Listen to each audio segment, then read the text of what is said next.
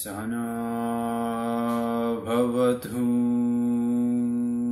sahana bhunaktu saha vidyam karavam vahai tejasvinavadhitamastu ma vidvishavahai.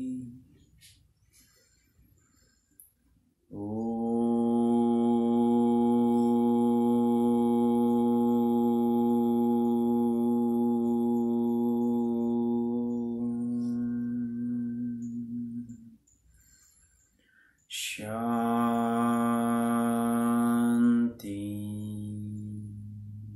Shanti.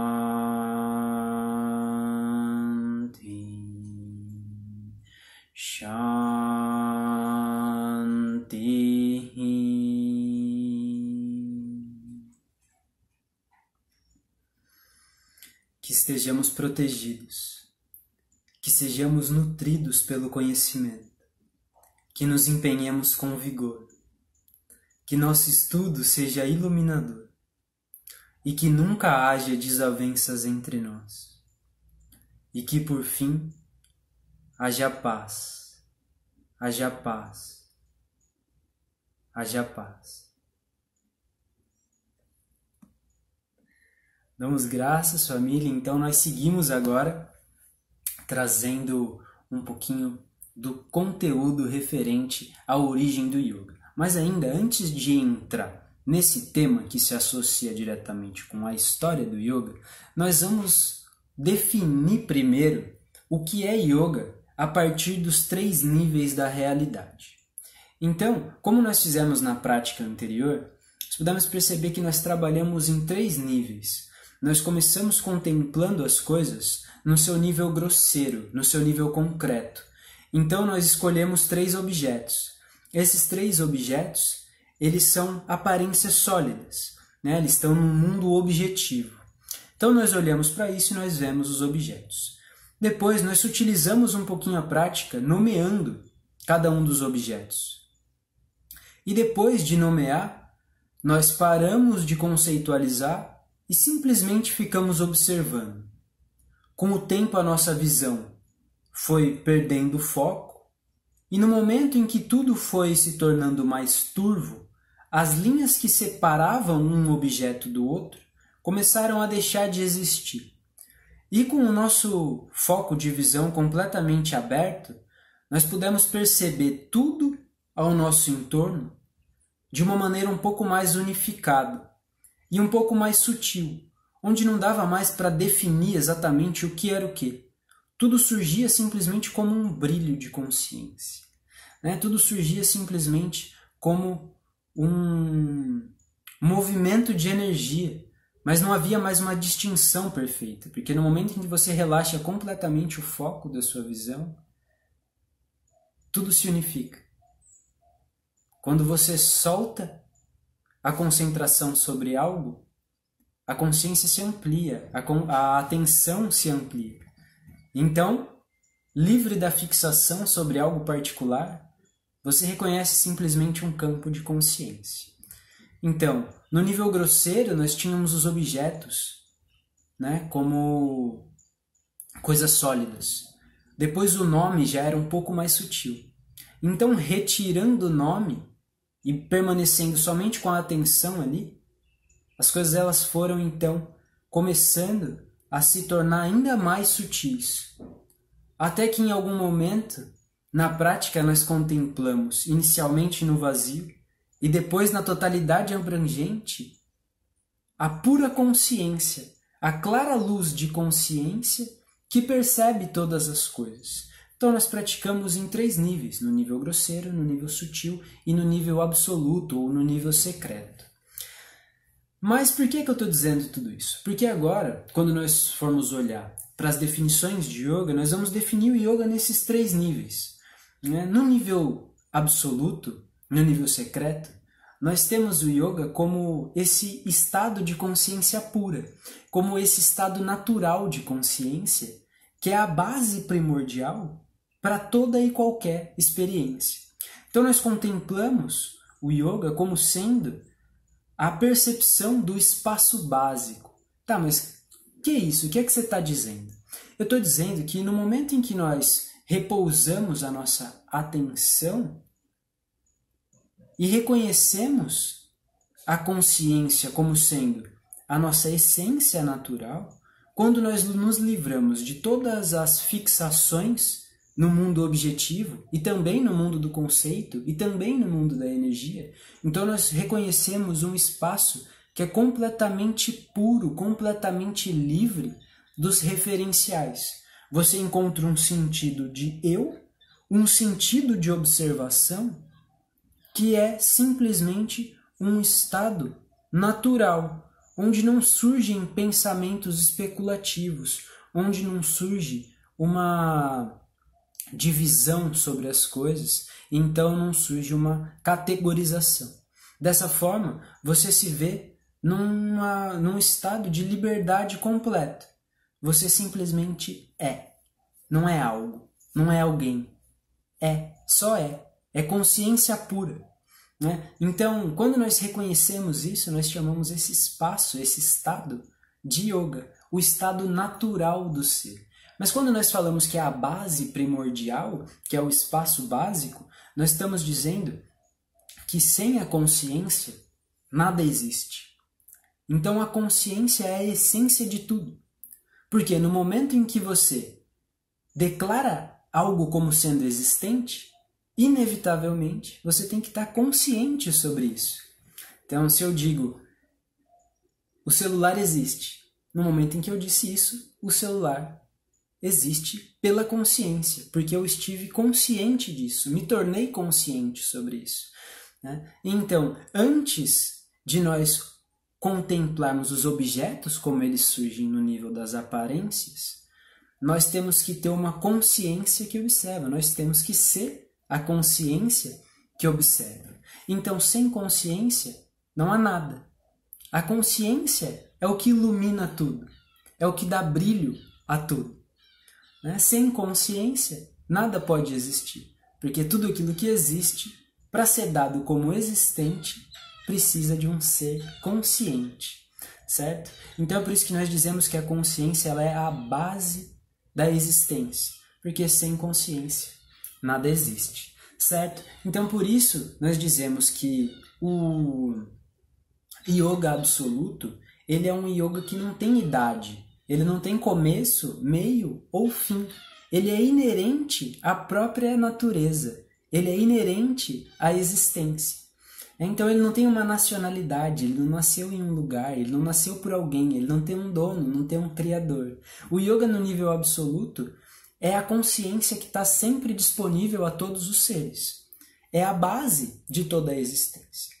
Você fala, mas e os objetos em si? Os objetos eles não são consciência, porque eles não são seres sencientes. Mas eles são objetos de consciência pelo mesmo motivo que eu citei anteriormente. Né? Quando nós dizemos que isso é um celular, então eu estou consciente sobre esse fato. É a consciência que está iluminando isso, certo? E esse estado ele é disponível a todos, incessantemente. Né? A gente por vezes não percebe, não reconhece, da mesma forma como por vezes o peixe não deve perceber que ele está nadando na água, porque a água é tudo o que é, só existe água no mundo dele. Ele não vive fora d'água, não consegue viver fora d'água. Então tudo o que existe, existe dentro da água. Mas o peixe por vezes não deve perceber que ele está nadando, que ele está dentro da água. Ele só percebe que ele está no espaço, ele está vivendo a vida dele em meio a esse espaço. O espaço básico de toda a existência é consciência. Então nós estamos andando pela consciência, nós somos a consciência refletindo a si mesmo. E como seres sencientes, nós somos focos de autoconsciência. É um momento de autorreflexão, onde nós nos reconhecemos em nós mesmos, através da nossa presença nesse espaço. Então isso é o que nós chamamos de yoga absoluto. Mais uma vez, lembrando que o yoga absoluto não tem dono, não tem nacionalidade, ele é atemporal, incessantemente disponível, certo?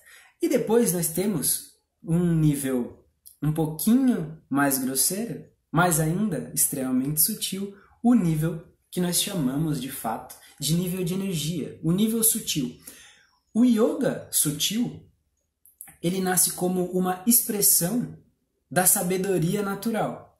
Então o yoga se expressa como a consciência. A consciência se expressa como o yoga. Então, num movimento de energia, a consciência se projeta sobre tudo para se refletir, né? Para iluminar a existência. Então, nesse nível sutil, nós olhamos para o yoga como uma expressão da sabedoria da natureza, né? Uma expressão que surge primordialmente no nível de energia, né? Então, isso surge a partir da percepção, e da percepção brota a energia, brota o brilho. E esse brilho, ele é fluido, ele é etéreo. Nesse nível sutil ainda não há possibilidade de fechar o yoga em uma caixinha. Nós ainda temos um nível de expressão que é artístico em algum nível, né? Nós podemos dizer que o yoga sutil, ele se dá no nível da mente. Então, a partir do nível da mente, há o reconhecimento das frequências, das energias, dos brilhos da consciência. E então, há a síntese de uma realidade aparente. O yoga sutil, ele também flui numa dinâmica da expressão e passa da simples energia que brota internamente para um movimento linguístico em algum nível, para um movimento que expressa essa sabedoria. Então, a consciência, ela tem um impulso criativo de reconhecer a si mesma e se expressar para que possa se reconhecer. E dessa maneira, então, o yoga passa a surgir como arte, né? Passa a surgir como expressão divina, como expressão de consciência. E aqui, quando vai ganhando um pouquinho mais de materialidade, um pouquinho mais de solidez, nós entramos no nível do discurso, no nível do conceito, onde o yoga começa então a tomar alguma forma. E aqui nós estamos falando sobre as definições. Nós pegamos um conjunto de características e falamos, isso é referente ao yoga. Então nós dizemos que o yoga é a expressão da consciência que busca o autorreconhecimento. Então, quando nós dizemos isso, nós temos uma definição sobre yoga, né? Mas aqui ainda nós podemos reconhecer que existem uma multiplicidade de yogas, né? Não só o yoga que nós conhecemos por esse termo, mas uma série de outras expressões que derivam diretamente da consciência. Nós vamos reconhecer a realidade completa como sendo uma expressão disso. Como nós vimos, tudo se dá pela consciência. Mas quando nós falamos de yoga como um método de reconhecimento dessa consciência, nós podemos perceber que cada cultura vai se expressar de uma determinada maneira, né? Então nós temos uma série de yogas. Por isso, embora nós possamos definir algo e utilizar um termo para categorizar essa união de características, ainda assim nós não podemos fechar o yoga sendo só uma coisa, porque existe uma gama imensa de possibilidades de prática de autorreconhecimento, né? Ou de autorreconhecimento direto, sem a necessidade de uma prática formal, né? Espero que esteja dando para entender. Eu vou seguindo e aí, quando surgirem dúvidas depois, vocês mandam as dúvidas para mim. Nesse nível de conceito, o yoga ele surge então como uma forma de filosofia, uma filosofia que promove o acesso à consciência pura, ao nível absoluto, ao nível secreto, né? Que mais uma vez é secreto porque a gente está aqui, é tão óbvio, é tão claro que a gente por vezes não percebe, né? Então, quando nós olhamos para o yoga nesse nível sutil, nós entendemos na arte a expressão dessa filosofia, a expressão de um caminho ao autorreconhecimento, né? E por isso nós dizemos também que o yoga no nível sutil, ele se dá pela transmissão, né? Ele surge como a transmissão da consciência para si mesmo, sobre si mesmo. Mais ainda, quando nós densificamos isso um pouco mais, nós caímos num nível do yoga que nós chamamos de yoga concreto. Esse yoga concreto, ele se dá de fato no nível das aparências, né? No nível onde realmente o yoga surge como uma configuração específica. Então, enquanto no nível sutil nós estávamos no nível da energia, do nome, da expressão, então ainda não era possível definir exatamente o nascimento do yoga, o meio do yoga, o fim do yoga ou qualquer coisa do tipo. Da mesma forma como no nível absoluto isso é impossível, já que o yoga é atemporal nesse nível, né? Agora no nível concreto nós conseguimos de fato reconhecer e descrever o que é yoga, não só a partir de palavras, mas a partir de evidências materiais, a partir de coisas que brotam no nível grosseiro, no nível material. E esse yoga no nível concreto, no nível grosseiro, ele se dá a partir de um contexto cultural. Então a consciência, quando sente de se expressar, né, quando sente de construir um caminho para esse auto-reconhecimento através da expressão, ela surge através dos seres. E os seres estão inseridos em várias culturas construídas de distintas formas, né? A consciência livre, como é, constrói livremente a partir do seu potencial criativo inúmeras realidades. E cada cultura é uma realidade particular. Mas aqui, quando nós estamos olhando para o nível concreto, nós estamos olhando para um yoga como termo, como nome, que define um conjunto de práticas, um conjunto de ensinamentos. E, portanto, tem uma história referente a uma cultura específica agora no nível concreto. Quando nós falamos yoga e olhamos para o termo e não para o nível absoluto do que é yoga, nós estamos falando de um yoga que é indiano, né? De um yoga que é antigo, nem tanto quanto a maioria das pessoas acha, mas para um yoga que é antigo, que é indiano, né? Então, esse yoga ele nasceu dentro do contexto cultural indiano antigo, né? E isso surgiu como uma expressão de arte em meio a essa cultura que trouxe algumas possibilidades de reconhecimento de evidências no nível material. Então, quando nós falamos desse yoga que é indiano, desse yoga que é antigo, mas nem tanto, né? Nós estamos falando de um yoga que tem evidências, que tem provas do seu nascimento, né? Que tem provas do seu percurso até esse momento da história onde nós estamos, né? E quando nós olhamos para evidências, nós estamos olhando para uma estruturação material. Nós estamos olhando para algo que é sólido nesse nível concreto, né? Então, essas evidências, elas são de fato as evidências históricas, que são escrituras, que são expressões artísticas, né? Que são realmente práticas, sabedorias vivenciadas através do corpo em algum nível, né? Então, aqui no nível concreto, nós temos as práticas psicofísicas, onde o yoga se torna algo que é feito com o corpo, né? E então esse yoga que é feito com o corpo, que se utiliza de ações psicofísicas para acessar a consciência do yoga absoluto, né?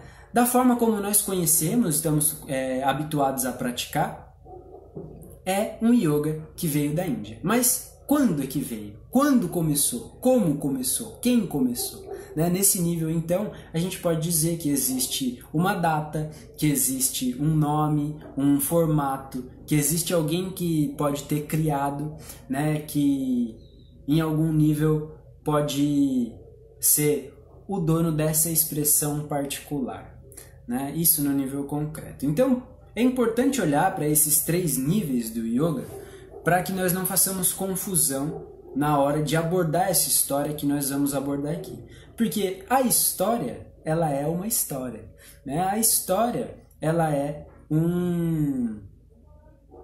Ela é uma historinha. Ela é uma historinha que foi construída para explicar algo. Então nós temos evidências históricas só no nível concreto. No nível sutil e no nível absoluto não dá para a gente falar sobre isso, né? Mas no nível concreto dá. E então nós vamos olhar para as evidências no nível concreto para, através disso, encontrar a essência de tudo aquilo que estava sendo dito para que nós pudéssemos alcançar a consciência do absoluto. Então, quando os mestres escreveram as escrituras ou pronunciaram as palavras que depois foram escritas nas escrituras, né, eles tinham a intenção pura de levar todos os seres a olhar pelo mesmo espaço do qual eles estavam olhando, né? Então, como nós vimos na prática, a gente consegue enxergar a perfeição em todas as coisas. Mas para enxergar essa perfeição em todas as coisas, nós precisamos acalmar a mente, estabilizar as energias, para mergulhar profundamente na essência daquilo que nós somos, pura consciência e manifestação, né? Mas quando nós tentamos expressar isso, por vezes as palavras não são tão boas, e mesmo que nós possamos dizer as melhores palavras para apontar para essa realidade, ainda assim a interpretação varia de uma pessoa para outra. Alguns podem reconhecer isso, outros não, né? E quando existe a necessidade de uma tradução daquilo que está sendo dito, abre espaço para muitos equívocos, né? Então, nós vamos olhar um pouquinho para como as coisas se dão através das evidências que nós temos, para que nós possamos reconhecer essa essência do que o yoga está buscando transparecer desde o momento em que ele surge, né? Nós vamos olhar para aquilo que é um pouco mais científico, mas não simplesmente contemplar isso no nível grosseiro, mas também olhar para isso no nível grosseiro e ver como, olhando para a evidência e para o fato que se estabelece no nível grosseiro, nós podemos diretamente acessar o nível sutil e o nível absoluto daquela sabedoria. Beleza? Então vamos lá, depois de ter olhado para o yoga nos seus 3 níveis e analisado um pouquinho dessa conceitualização e dessa contextualização, agora nós vamos olhar de fato para a origem do yoga no seu nível concreto. E quando nós olhamos para isso, a primeira pergunta que surge é: quantos anos tem o yoga? Né? A maior parte das pessoas acredita que o yoga tem 5.000 anos. A segunda maior parte acredita que tem 7.000 anos. Mas de onde será que vêm essas informações? Por que essas afirmações existem? Será que existe alguma evidência que aponte para essas idades?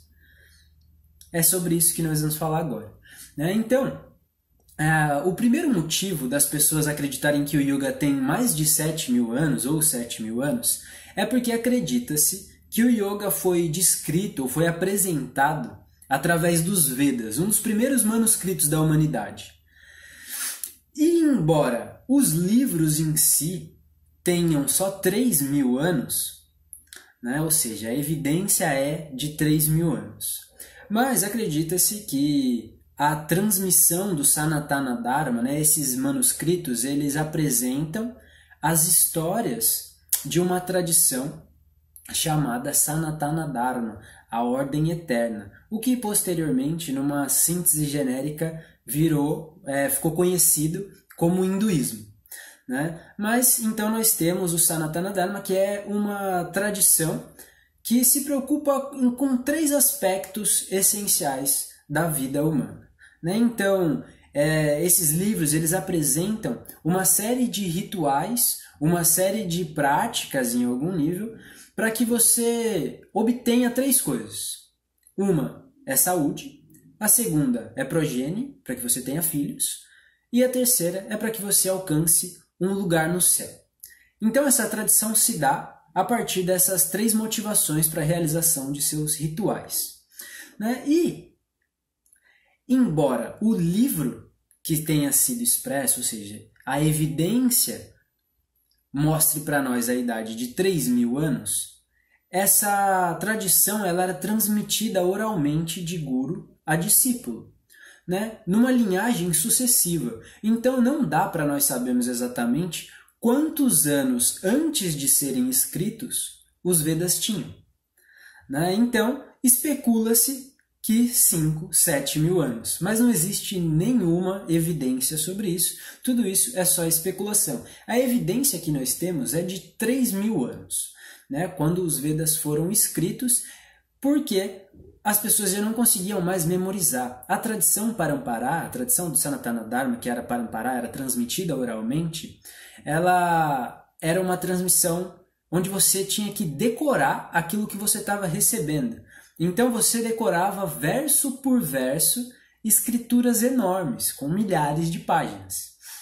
Então chegou um momento que já não era mais tão fácil assim lembrar de tudo. Para vocês terem uma ideia, recitar um dos livros dos Vedas era como recitar a Bíblia em mais ou menos 10 horas. Tudo isso decorado, tudo isso salvo na memória. No momento em que isso começou a ficar um pouco difícil, então foi necessário escrever para que isso não fosse perdido, né?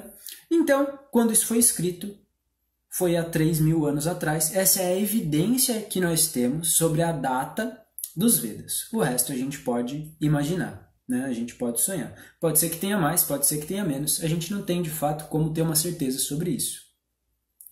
Mas ok, a gente descarta a ideia de que o yoga tem 7 mil anos. Mas ainda existe mais uma suposição que afirma que o yoga tem 5 mil anos. E de onde é que vem isso? Muita gente também associa essa idade aos Vedas, mas tem uma outra galera que aponta para a ideia de que o yoga foi apresentado pela primeira vez, ou algum indício de yoga foi apresentado pela primeira vez, quando foram escavadas a cidade de Harappa e Mohenjo-daro, né, que fica entre a Índia e o Paquistão.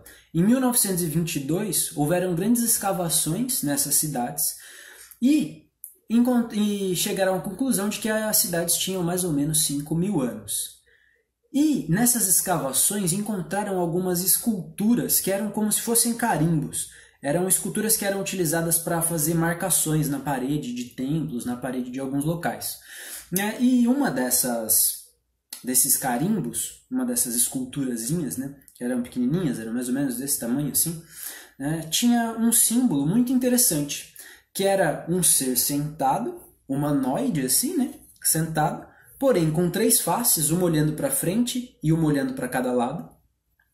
Chifres enormes que davam a volta assim, formavam um símbolo, quase o símbolo do infinito, né? E fora isso, estavam sentados em uma postura, que é a postura que hoje nós chamamos de Siddhasana ou Sukhasana, nomes que só foram atribuídos a essa postura posteriormente, né? Nessa época era uma pessoa sentada sobre o chão, numa postura que hoje a gente chama postura de meditação, né? Então, quando encontraram isso, fizeram uma associação direta, falaram, bom, esse aqui é Shiva Pashupati. Por quê? Porque fora as 3 faces, fora a postura de meditação, né, fora algumas simbologias, tinham uns animais em volta. E Shiva Pashupati é o senhor dos animais. Acredita-se que essa é a primeira manifestação de Shiva, né? Só que isso foi associado a partir de um olhar de pessoas de 1922 para cá. Mas quando você vai olhar para as evidências históricas, você percebe que existe um gap de 2.500 anos entre a construção de Harappa e Mohenjo-daro e a primeira apresentação de Shiva, o primeiro Veda que vai falar sobre Rudra, né, sobre Shiva. Então, não tem nenhuma conexão direta marcada por uma evidência de que essas esculturas representam Pashupati, porque Pashupati vem depois, né? Surge depois, e não vai surgir exatamente como nessa representação. Então, é uma assimilação que se faz, é uma especulação, é uma ideia sobre isso, mas não existe de fato nenhuma evidência que aponte para que essa escultura era uma representação direta de Shiva. Shiva só vai ser representado nos Vedas aí 2.500 anos depois, mais ou menos. Então cai aqui a ideia de que o yoga tem 5 mil anos por conta dos achados nessa escavação. Mas aí vamos voltar um pouquinho para os Vedas, né? Então, nós falamos sobre essas escrituras, né, que então têm 3.000 anos, na verdade, e que correspondem a uma tradição que possivelmente é mais antiga do que isso, né? O que importa para nós aqui agora é olhar para o que os Vedas configuraram, né? O que os Vedas geraram. Não só a escritura em si, mas a organização social que se deu a partir de alguns ensinamentos olhados por um ângulo específico das coisas que estavam escritas nesses livros, que estava sendo transmitida através dessa tradição, né? O que a gente vai olhar é para o brahmanismo, né? Então, dessa tradição dos Vedas surgiu um movimento chamado brahmanismo, né? Onde os brahmanes eram os sacerdotes, né? Eram quem realizavam os rituais, quem executavam de fato os rituais, onde os outros seres participavam, os outros participavam ali, colhiam os frutos, né, dessa cerimônia, mas os brahmanes eram quem executavam de fato as cerimônias, que eram voltadas para aqueles 3 motivos que nós citamos: obter saúde, obter progenie, filhos, e obter um lugar no céu, né? Mas aqui é interessante olhar para essa ideia de céu, porque esse lugar no céu ele não é um lugar permanente. Ele não é um lugar que você vai quando você alcança a sua emancipação espiritual, ou quando você se liberta do ciclo de renascimentos e mortes, né? Quando você vai para o céu, isso significa que você fez bastante ritual, você juntou muitos méritos, você tem bons karmas, né? Então, é como se você pudesse pagar por uma estadia em um hotel 10 estrelas celestiais, né? 10 estrelas mesmo, né? Vai para o céu e vai morar um pouquinho nesse hotel celestial. Mas o ponto é que quando esses méritos eles se esgotam, quando chega no seu limite, já fala, ó, você fez coisas boas, participou bastante de rituais, né? Você seguiu o seu Dharma, então você vai ter tanto tempo lá no hotel celestial. Mas acabou seus méritos, filhão, você é lançado para a terra de volta e vai trabalhar mais um pouco, vai fazer boas ações, vai seguir seu Dharma pessoal e vai juntar mérito para subir para o céu de novo, né? Então esse lugar ele não é um lugar que você vai para repousar eternamente. Você vai para lá passar umas férias, depois você volta para a Terra e tem que começar tudo de novo, né? Beleza.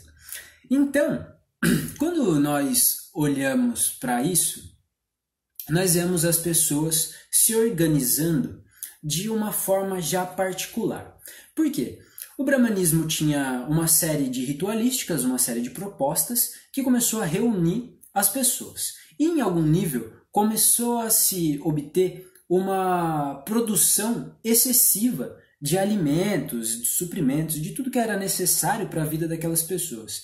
Então as pessoas começaram a se aglomerar e começaram a viver de uma forma um pouco mais urbana, né? Então havia aglomerados grandes de pessoas ali, e essas pessoas seguiam mais ou menos as mesmas ordens sociais ali, por conta da relação com a tradição que era a tradição principal dessas pessoas. Com o tempo, as pessoas morando todas juntas, se afastando da floresta, produzindo excessivamente, né? E baseadas agora por um sistema de castas que foi aplicado pelos brahmanes, pelos sacerdotes. Vamos abrir um parênteses aqui para explicar o sistema de castas. Então, a tradição brahmânica é a tradição dos sacerdotes associado ao Sanatana Dharma, associado aos Vedas ali, né? A representação direta do Sanatana Dharma, nesse primeiro momento, representava uma classe social elevada. Porque os brahmanes, eles possuíam muito. Eles recebiam ofertas, eles recebiam oferendas. Por vezes, ofertas de assim, para participar desse ritual, você tem que dar tudo. Você tem que se desfazer de tudo que é seu. Aí, por vezes, isso ia parar na mão dos brahmanes, né? E com o tempo, junto àquela ideia de que a produção estava começando a se tornar excedente, né? Começou a surgir diversas classes sociais realmente. E essas classes sociais, ao olhar dos brahmanes, eram assim, pessoas que trabalham, os operários, né? Pessoas para quem os operários trabalham, né? Pessoas que têm empresas, que têm negócios ali, que têm comércios, né? Os comerciantes. Então, tem os governantes e os guerreiros, né? Aqueles que eram utilizados nas guerras ali, também para governar de fato aquela região onde eles viviam. E então tinham os brahmanes, que eram os mais vinculados aos deuses. Né? Então aqui a gente está falando de um contexto realmente politeísta. Tá? Então nesse momento o hinduísmo ele é realmente politeísta, né? Há 3.000 anos atrás. Então, quando nós olhamos para isso, nós temos as 4 castas delimitadas. Então nós temos os Shudras, né, a classe social dos operários, que em algum nível nós podemos dizer que eram os escravos. Né? Depois nós temos os comerciantes, depois nós temos os kshatriyas, os guerreiros, os governantes. Depois nós temos os brahmanes, os sacerdotes. Né? Então a Índia foi dividida em 4 castas. E existiam ordens de conduta a serem seguidas. Essas classes elas não podiam se misturar. Né? Então, os brahmanes eles executavam rituais e cada vez que o ritual era executado, eles ganhavam mais poder e mais méritos para passar um tempo lá no Hotel Celestial.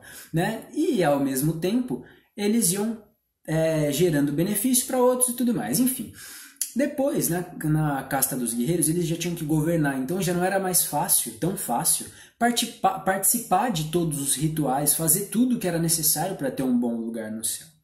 Então, é como se aí já começassem a ter algumas pequenas prisões, porque como é que você vai fazer ritual todo dia, várias vezes, né, para tudo, vai fazer ritual de oferta para tudo, você ainda tem que governar, tem que guerrear, tem que fazer um monte de coisa. Já começa a ficar um pouco difícil. Daí os comerciantes tem menos chance ainda, porque eles têm muito mais obrigações, eles têm muita coisa para fazer durante os seus dias. Como é que vai ficar fazendo ritual sempre? Então, os Shudras, os operários, piorou. Como é que o escravo vai ter tempo de fazer? E muitas vezes eles nem podiam participar. Né? Eles eram intocáveis ali. Não podiam chegar perto, eles não podiam se relacionar com castas mais elevadas.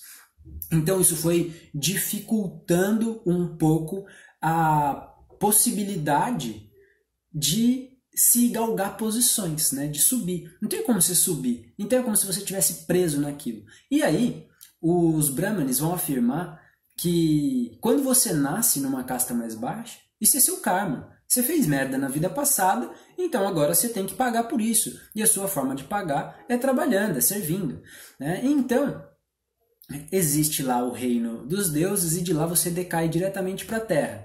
Se você tiver algum mérito ainda, tiver alguma coisinha ali, você pode cair em uma casta melhorzinha. Mas se você gastou tudo, torrou tudo, né, esbanjou muito lá no Hotel 10 estrelas, né, então você cai para a terra e vai ser operário. Enfim, né, quando nós olhamos para esse sistema de casta, nós vemos essa divisão, né, de classes sociais ali. E quando isso acontece, começa a rolar uma certa indignação. Né? Por quê? Nós vemos pessoas fazendo aquilo que elas não querem por obrigação. Elas têm que viver em prol da sua casta. Elas têm que viver para fazer aquilo que obrigatoriamente elas têm que fazer, porque esse é o débito que elas têm com a vida, com os deuses, né? Pelas suas ações passadas. Então as pessoas estão completamente presas. E aí a gente olha para isso e percebe que fora tudo isso que já é muito louco, né, essa diferenciação extrema, pessoas sendo completamente exploradas, né, essa prisão mental construída sobre esses seres, fora isso ser tudo maluco, a gente ainda tem a questão de que como as pessoas passaram a sair da floresta e migrar para a cidade, morar em aglomerados, onde uns tinham uma situação extremamente precária, às vezes eliminavam suas excreções no mesmo espaço onde comiam, né, sem um saneamento básico muito adequado, muito bom. O que começou a acontecer? Muitas pessoas começaram a adoecer, muitas pessoas começaram a morrer, isso começou a gerar confusão. todo mundo começou a ficar meio confuso, meio maluco com tudo aquilo, e então começam a surgir vários conflitos, né? Vários conflitos de interesses ali entre os de castas mais altas e vários conflitos de um modo geral na sociedade nesse momento. E aí uma galera olha para isso e fala assim, cara, que loucura, isso tá estranho, hein? Isso aí tá esquisito. Tá esquisito. Não é? Não é de se achar esquisito, né? Que de repente as pessoas saíram da natureza, começaram a se aglomerar e gerar toda essa confusão. Alguns indignados, né, olharam para isso e falaram assim, cara, o que tá errado? Vamos olhar. Tá tendo um monte de doença, um monte de morte, muita confusão, muito conflito. Isso está acontecendo por quê? Rapidamente se chega à conclusão de que é porque tem muita gente aglomerada no mesmo local. Então os caras falam, acho que talvez afastar um pouquinho disso seja consideravelmente bom. E daí se olha para o sistema de castas e fala, cara, isso não faz nenhum sentido, eu não quero viver dessa forma, eu quero buscar outras coisas, eu não quero só saúde, não quero só ter filhos e não quero só um lugar no céu. Né? Tem algumas coisas aqui que talvez me interessem mais do que essas e eu não tenho a possibilidade de escolher.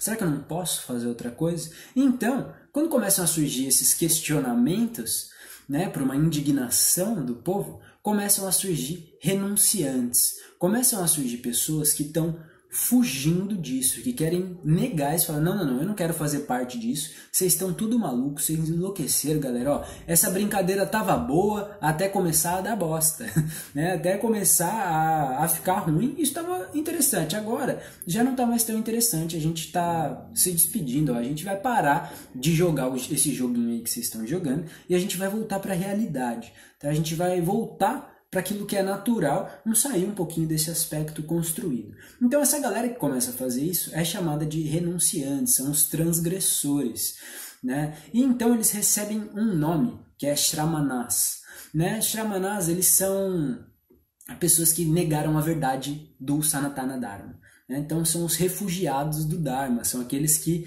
não aceitaram aquilo e voltaram para a floresta, eles começaram a se retirar para as florestas. E grupos grandes começaram a fazer isso. Então isso realmente se tornou um movimento cultural em algum nível. Né? As pessoas começaram, em grande parte, sair da cidade e voltar para a floresta. Mas não era simplesmente voltar por questões tão simples assim. Existia um ponto central para esse refúgio. Né? Existia um ponto central para esses seres. Eles queriam algo que aquele tipo de vida não podia dar. Né? Naquele momento, aquele tipo de vida não podia proporcionar algo que para eles era o que realmente devia ser contemplado. Que surgia, como sendo o centro do movimento Shramana, uma pergunta.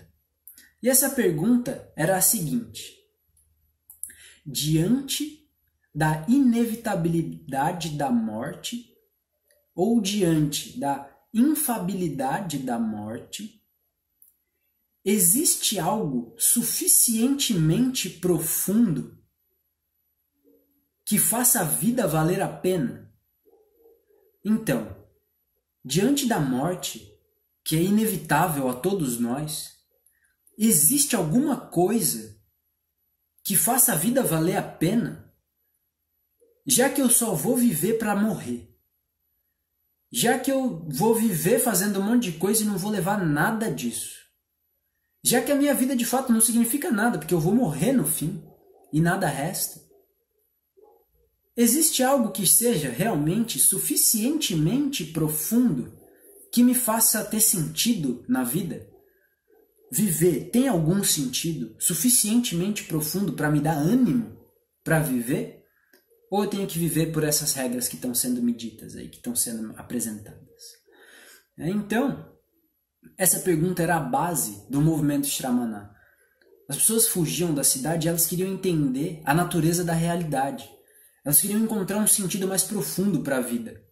Algo que realmente despertasse o interesse genuíno em viver. Elas não queriam só pagar contas, elas não queriam só trabalhar, Elas não queriam só fazer algo para depois ir para um hotel e depois voltar para cá e continuar tendo que fazer a mesma coisa. Elas queriam encontrar um motivo que realmente fizesse total sentido. Né? E diante de tudo aquilo, morte, doença, confusão, desigualdade, né? Tudo isso acontecendo, eles falam, bom, vamos voltar para a floresta. E aí quando os Shramanás, então esses renunciantes da verdade, eles vão para a floresta, eles começam a se agrupar em pequenos grupos em alguns lugares que recebiam um nome muito especial. Muito especial porque hoje em dia nós ainda usamos esse nome e a maior parte das pessoas não faz ideia de onde esse nome vem. Né? E hoje em dia, esses lugares já não tem mais nada a ver com o que realmente era no início. Hoje em dia, os ashrams eles estão apresentando justamente a cultura védica. Né? Enquanto, originalmente, os ashrams eram os locais de reunião dos Shramanás. Então, em sânscrito, quando vem antes de uma palavra, é um fator de intensificação. A gente está dando uma intensificação em algo que está sendo dito. E Shram, dos renunciantes. Então, ashram é o aglomerado de renunciantes, onde eles se juntavam para debates filosóficos e tudo mais. Mas, então, aqui a gente já entrou num lugar interessante. Debate filosófico? O que é yoga no nível sutil mesmo? Esses caras eles estavam tentando entender a natureza da realidade, tentando buscar algo suficientemente profundo que fizesse a vida valer a pena. Yoga no nível absoluto é o quê? E então, eles utilizavam de técnicas de meditação, de técnicas de concentração, técnicas respiratórias, técnicas psicofísicas para encontrar essas respostas. Então, o que é yoga no nível concreto? E aqui nós temos a pergunta, o que é que os Shramanás praticavam então? Praticavam yoga. Então, o yoga começou a surgir realmente, se manifestar através da análise dos contemplativos que renunciaram ao Dharma original, Sanatana Dharma ali, que negaram a essa verdade que estava lhe sendo imposta e foram buscar uma alternativa para encontrar respostas que realmente fizessem a vida valer a pena. Então, quando os Shramanás começaram a praticar yoga, isso começou a tornar um movimento ainda mais interessante e mais pessoas começaram a fazer parte disso. Os Shramanás então começaram a se dividir em alguns grupos específicos, que posteriormente, possivelmente, isso eu não tenho uma evidência, em especial isso que eu vou falar agora eu não tenho uma evidência, mas acredito eu, é uma especulação, que esses 6 grupos dos Shramanás, esses 6 grandes grupos, foram o que deram origem aos 6 darshanas, as 6 filosofias básicas da Índia. Então, eu acredito que tenha surgido daí e também acredito que tenha uma conexão com os 6 reinos do budismo.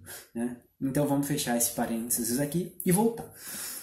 Então, eles foram divididos em 6 grupos e, embora eles não tivessem os nomes ainda dos 6 darshanas, eles estão relacionados com algumas escrituras que depois eu vou fazer essa conexãozinha. Mas, ainda, dentre esses 6 grupos, existiam 2 grandes grupos. Um deles eram os Mundaka. Eram os Shramanás da cabeça raspada. Eles raspavam completamente a cabeça e tiravam a barba também. Então, esses eram os Mundakas. E nós tínhamos também um outro grande grupo, que eram os Jatas, que eram os dos cabelos endredados. E daí, nós temos mais um porquê de acharem que o yoga tem mais de 5.000 anos. A Luísa trouxe aqui para a gente ver e identificar. Gratidão! Esses aqui eram os Mundakas, que hoje a gente olha e tem budistas que usam essa mesma roupa laranjinha e a cabeça raspada. Em um momento desse curso a gente vai entender o porquê. Mas o outro grupo era o grupo desse aqui que ficou bonitinho também, dos Jatas, o grupo dos Shramanás dos cabelos endredados. Então, esses grandes grupos eram os maiores grupos ali dos Shramanás.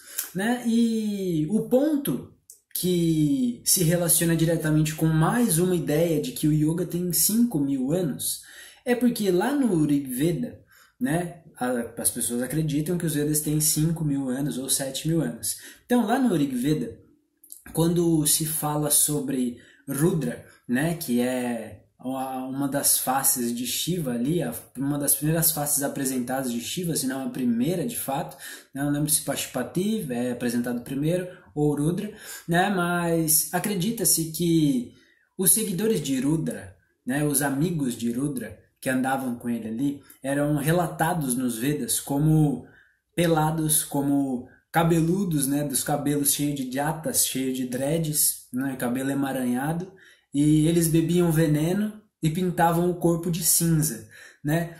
E posteriormente as traduções Shaiva, elas assumiram muitas dessas características, muitas não, quase todas dessas características em algum nível, né? E então disse que essa galera que foi relatada lá nos Vedas já eram, né, os seguidores de Shiva, ou em algum sentido já era uma referência aos Shramanás ali e tudo mais. Enfim, aí mais um monte de especulação sobre isso. A gente pode pensar sobre, a gente pode identificar similaridades, mas não existe nenhuma evidência que aponte diretamente para isso. Mas enfim, aqui eu vou só falar sobre mais uma especulação antes da gente voltar para a relação histórica e finalizar essa aula. Aqui a última especulação que eu gostaria de fazer sobre isso, né, sobre os jatas, é que um grupo deles também adorava uma deidade chamada Aja. Né? Então aí em algum momento da história pode ser que exista uma conexão com o movimento Rastafari que adora Jah, né? Jah Rastafari, né? O Jah e os dread aí. Então isso é mais uma especulação, mais uma brincadeira que eu estou fazendo, né? Porque eu acredito que possa realmente haver em algum momento da história uma relação entre isso. Mas vamos lá, vamos voltar para a história do yoga. Então.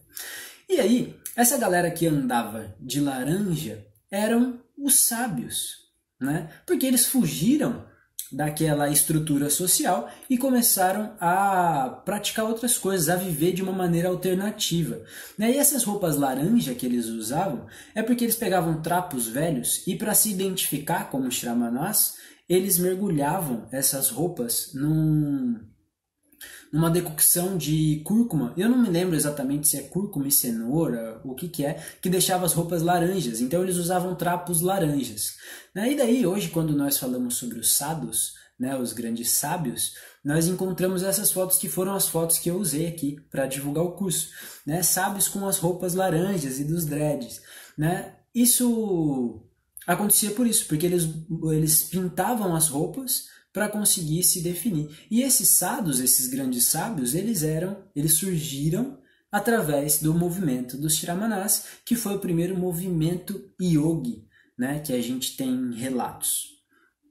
E como é que a gente comprova isso? A gente comprova isso através dos acréscimos que foram adicionados aos Vedas. Então o livro originalmente ele tinha um tamanho, mas ele não foi escrito 3.000 anos atrás e pronto, acabou. Ele continuou sendo, eles continuaram recebendo algumas adições textuais ali durante quase 1.500 anos. O que acontecia?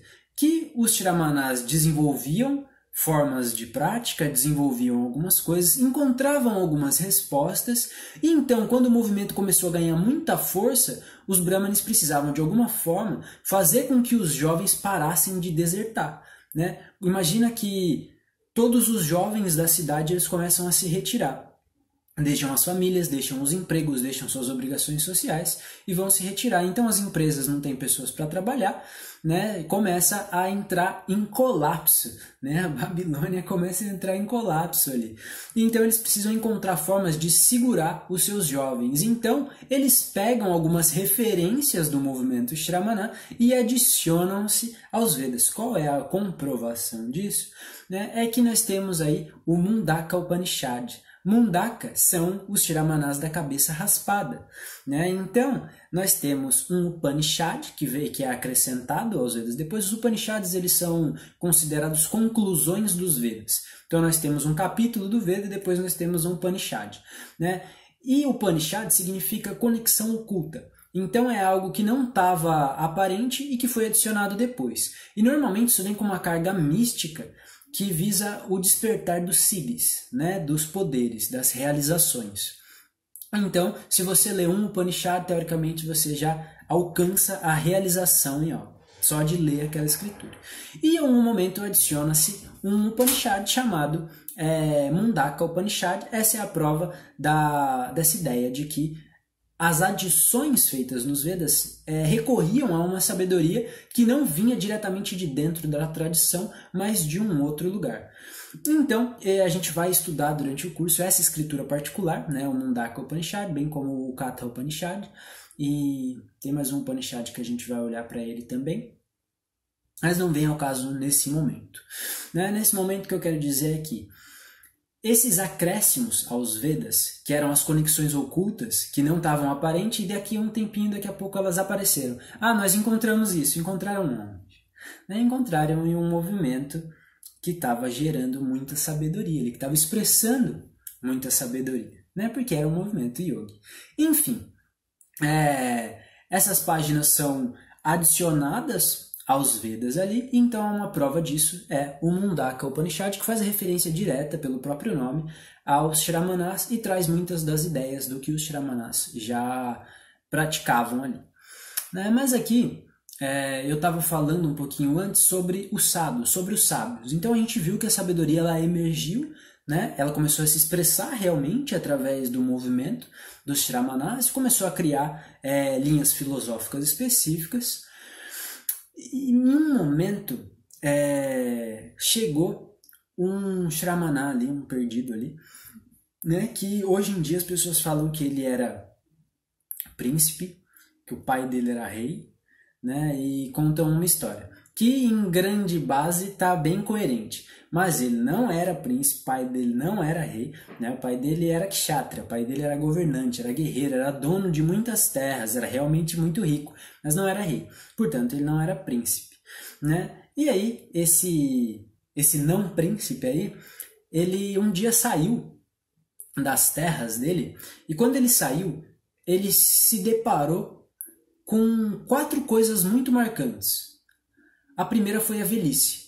Ele encontrou pessoas velhas e ele não via aquilo, porque ele vivia uma vida de muitos prazeres, uma vida onde o pai limitava um pouco o que ele podia ou não podia ver, para proteger ele, não permitir que ele fugisse e se envolvesse com os Shramanás, né? Ou com qualquer outro grupo de renunciantes ali, né? De desertores. E então, ele se depara com a velhice, ele se depara com a doença e ele se depara com a morte. E isso é muito marcante. Ele fala, olha só, isso é o que me aguarda. Eu vou adoecer em algum momento. Eu vou ficar velho e eu vou morrer. Isso é inevitável. Eu não tenho o que fazer. E agora, dominado pela insatisfação em ter a certeza de que eu vou morrer, o que é que eu vou fazer? Então ele encontra uma quarta possibilidade. Né? Então quando ele encontra um ser sentado de roupinha laranja, né? Em postura de meditação. E ele olha para o amigo que estava com ele e fala, ei, o que é aquilo ali? Aquilo ali é um Shramana. O que ele está fazendo? Ele está tentando encontrar um sentido tão profundo na vida que faça ela valer a pena, mesmo sabendo que inevitavelmente a gente vai morrer. E daí? Mas não é óbvio? Isso é o que eu quero fazer. É isso que eu quero seguir. Eu não quero mais nada. É isso que eu vou fazer. Né? Vou voltar lá para casa e vou falar, tô indo embora. E aí, quando esse Shramana enrustido aí ainda, né? Não tinha virado, o Shramana ainda voltou, ele falou, eu quero ir embora, eu quero fazer isso, eu quero ir para a floresta e tal. E o pai dele falou, você não pode ir para a floresta, você tem que cuidar dos nossos negócios, você tem que governar aqui, né? Isso tudo são só ideias que surgem numa fase da sua vida, você vai querer fazer outras coisas depois. Inclusive, quando você tiver uma esposa, quando você tiver uma nova família, quando você tiver filhos, você vai ver que a vida tem um significado muito profundo e que você precisa fazer isso para realmente fazer a vida valer a pena. Então ele fala, tá bom, vamos lá. E daí ele vai seguindo esse ciclo de insatisfação até que ele casa, né? E então depois de casar, a companheira dele engravida e daí ele pega a criança e fala, tá, tô indo embora, falou, não consigo, isso não é pra mim, eu não nasci pra isso. Então aí a gente tá uma grande falha de conduta, se a gente for olhar, né? E algo realmente terrível nesse momento. Ele abandona a criança ali e a companheira, né? Mas também deixa eles com todo o aporte necessário para que fosse bem criado e tudo mais. Isso não é uma como é que se diz? Isso não é bom de forma alguma, né? Não, a gente pode olhar para isso como um erro muito grande, até porque hoje em dia esse é o tipo de coisa que mais causa sofrimento para as mulheres, né? Que tem o filho e não tem o pai para ajudar com nada, né? Quanto gera muito sofrimento para a criança que não tem um pai, não tem a educação ali em conjunto, na comunhão familiar e tudo mais, né? Enfim, isso gera uma série de problemas aí. Mas não vamos entrar nesse ponto em específico. O ponto é que esse filho do governante aí, esse Shramana, ele era Shramana mesmo, de corpo, mente e alma, ele não conseguia, ele não tinha capacidade, e a energia dele mobilizou ele para uma outra direção. Ele fugiu depois de olhar para o filho. Ele falou, não, isso não é para mim, eu não consigo, né? E se retirou para a floresta. Só que realmente ele tinha um ímpeto muito grande de encontrar as respostas. Era realmente o que o coração dele pedia desde antes, desde o primeiro momento que ele entrou em contato com aquilo, né? Então ele saiu, fugiu, foi para a floresta, se juntou ao movimento Shramana, e então ele virou o Shramana mais hardcore de todos os tempos, né? Ele praticou em todos os grupos dos Shramanas, aprendeu todas as técnicas, desenvolveu os Siddhis mais difíceis muito rapidamente, foi chamado para ser professor de vários grupos ali dos Shramanas, né? E ele negou todos, dizendo, tudo isso que vocês fazem desperta muitos poderes, gera muitas coisas maravilhosas, eu tenho experiências ótimas, mas eu não encontrei a resposta para a minha pergunta ainda, então eu vou seguir praticando, né? Esse Shramana hardcore, doido, né, é quem veio a se tornar o Buda, né? Então esse era Gautama, né? Siddhartha não é nome dele, Siddhartha já é título, né? O nome dele era Gautama. E o Siddhartha Gautama, que depois se tornou Buda, Sakyamuni, né? Ele se chamava Gautama, e Siddhartha já era um termo, já foi um título que ele recebeu, né? Que significa aquele que realizou a meta, né? Então, Siddha é aquele realizado, o ser realizado, né? E Artha é a meta, o objetivo. Então Siddhartha é aquele que realizou a meta. Então ele queria encontrar um sentido mais profundo para a vida e de fato ele encontrou, né? Então ele virou Siddhartha, aquele que realizou a meta.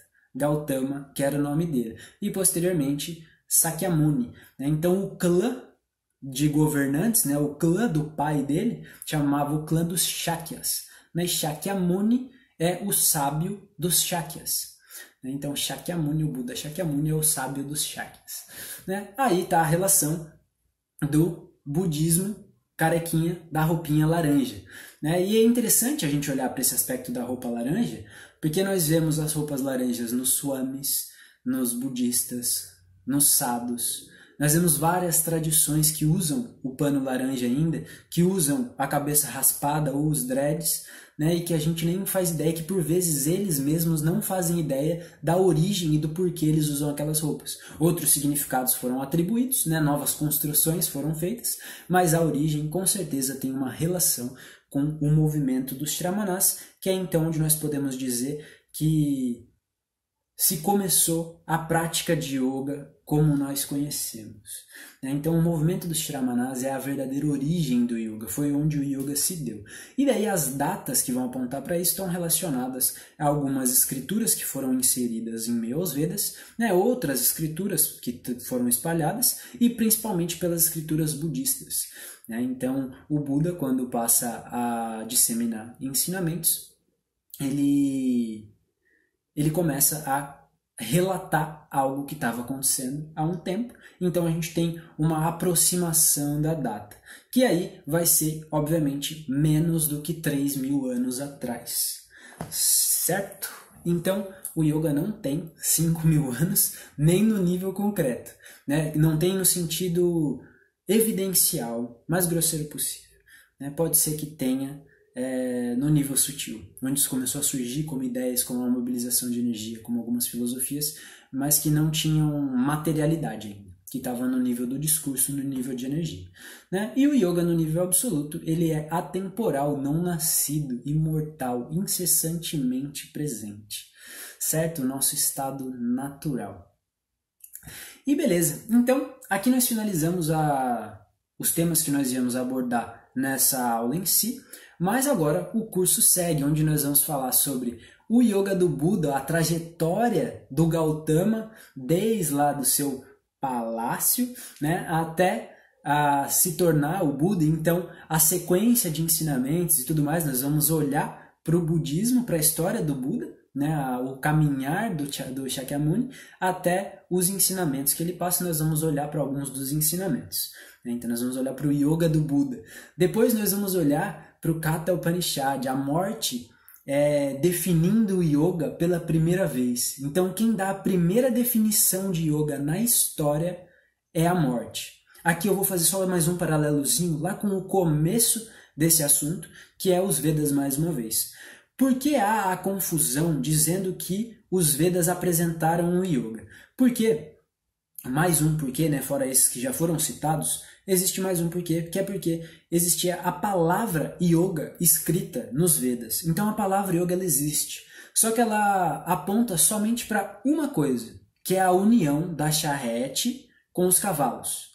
Então, o ato de unir a charrete aos cavalos, essa união, essa conjuntura, era chamada yoga. Então eles iam para a guerra, eles precisavam guerrear, e eles precisavam acoplar a charrete aos cavalos, então eles falavam, ei, faz o yoga aqui, né? E então, por ter a palavra dentro dos Vedas, acreditava-se que o yoga era mais antigo, mas o termo foi teoricamente utilizado aí, em algum nível, né, na conexão, mas os Vedas não descreveram um yoga, tão menos as práticas espirituais relacionadas a esse yoga, né? E aí, a confusão se deu quando, depois de a morte definir o yoga pela primeira vez na história, dentro do Katha Upanishad, nós temos Krishna cantando o Bhagavad Gita, né? A canção de Krishna, a canção do Senhor. E na canção do Senhor, no Bhagavad Gita, Krishna utiliza a metáfora de que os cavalos e a charrete e o cocheiro e quem está lá dentro e as cordas, né, que guiam ali, ele usou uma metáfora onde ele explicou o yoga através disso. Então as pessoas falaram, lá naquela época nos Vedas já estavam falando sobre isso. Mas não, o Bhagavad Gita veio depois, né, só 100 anos antes de Cristo, e lá é que foi feita essa conexão e foi usada uma metáfora de algo que já tinha sido dito anteriormente. Então no curso nós vamos olhar para o Yoga do Buda, a morte definindo o yoga pela primeira vez, Krishna cantando o yoga através do Bhagavad Gita. Depois nós vamos olhar para o maior mal entendido da história do yoga, que são os Yoga Sutras de Patanjali, né? Depois nós vamos olhar para a história dos Yoga Sutras e toda a confusão que aconteceu, que nos leva a acreditar que os Yoga Sutras são o texto mais importante do yoga hoje em dia, né? E depois nós temos então a história do Hatha Yoga e do Tantra Yoga como finalização do nosso curso. Então nós vamos olhar para a história de cada um desses processos e vamos analisar quais eram os yogas propostos por cada uma dessas escrituras, por cada um desses mestres. Beleza? Então é isso, família. Gratidão demais, mais uma vez. Um beijo no coração, fiquem bem e se inscreve aí no curso para saber de todo esse caminhar, de todo esse processo do yoga até nós chegarmos no yoga que nós praticamos hoje em dia. Beleza? Beijão no coração e até a próxima.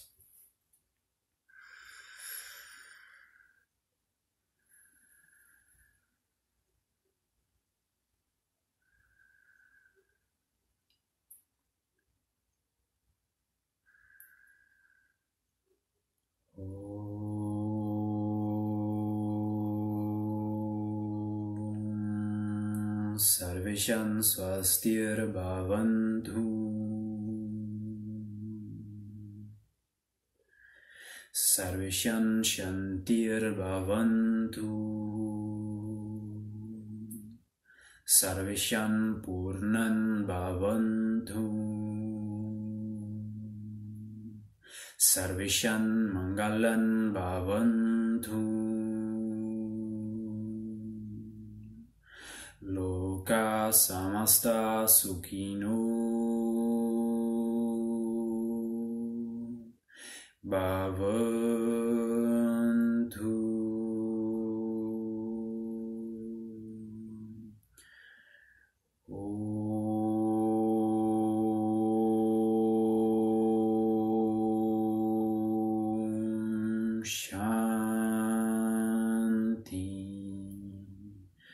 Shanti, Shanti,